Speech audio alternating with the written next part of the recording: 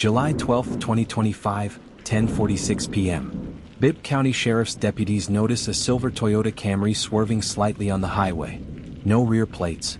A broken taillight. A simple stop, or so they thought. Inside the car, 34-year-old Clarissa Bell. Calm, soft-spoken, and oddly compliant. She handed over her ID without hesitation. But something about her seemed off. Her eyes avoided contact. Her voice barely above a whisper. Then came the smell. Faint but undeniable, the odor of decay. Officers asked her to step out of the car. She did quietly. And when they opened the trunk, the nightmare began. 2 bodies. Bound in plastic wrap. Stuffed into the trunk like garbage. One partially decomposed. The other more recent. There was no blood, but plenty of duct tape. The kind you find in hardware stores. A crowbar lay beside the bodies. And one of the men had a deep head wound, visible even through the wrapping. Officers radioed for backup. The woman who moments ago was just a quiet driver was now under arrest for double homicide. Clarissa Bell was a teaching assistant at Meadow Creek Middle School, just outside of Atlanta. A college graduate. Never married. No children. No history of drug use, violence, or mental illness on record. She lived alone in a modest 1-bedroom apartment. Drove a used Camry. Taught special needs students during the day and spent most evenings alone reading crime novels or journaling, according to co-workers. She was, by all outward appearances, completely ordinary. But detectives would soon uncover a life full of isolation, unaddressed trauma, and hidden resentment. The 2 men found in her trunk were identified quickly. Devin Mills, 37, her former boyfriend. They had dated 2 years prior. Friends say the breakup was messy and emotionally abusive. Clarissa had filed a restraining order in 2023. Tyler Green, 41, a property manager who had evicted Clarissa after she fell behind on rent in 2022. She had later sued him, claiming harassment and illegal eviction. The case was thrown out. 2 men. 2 pieces of Clarissa's past. 2 sources of unresolved anger. The Georgia Bureau of Investigation took over.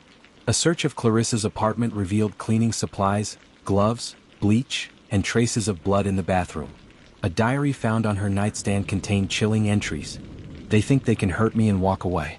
But I am not weak anymore. Devin taught me pain. Tyler taught me fear. Now I teach them silence. Phone records showed she had been tracking both men for weeks. Following their routines. Learning when they were alone. This wasn't a random act of violence. This was planned. Clarissa underwent a psychological evaluation. The findings shocked even seasoned professionals. She showed signs of high-functioning sociopathy, low emotional effect, blunted empathy, but incredibly intelligent and articulate. She never once expressed remorse. "They hurt me," she told doctors. "What I did was balance." Experts believe she may have developed a delusional justice complex, believing she had the right to punish those who wronged her. Quiet, calculated, dangerous. When the story hit the news, the reaction was swift and divided. Parents of students at her school were horrified. True crime enthusiasts online dissected the story relentlessly. Some people, disturbingly, defended her, calling her justified. Social media exploded with hashtags. Hashtag trunk killer, hashtag justice or vengeance, hashtag Clarissa Bell case. But amid all the noise, 2 families were grieving. 2 men were gone. And a small town was left asking how no one saw it coming. Clarissa has refused a public defender and insists on representing herself at trial, a move eerily reminiscent of Ted Bundy's court behavior. Prosecutors are building a case on digital evidence, diary entries, physical evidence from her apartment, and GPS data. They are pushing for the death penalty.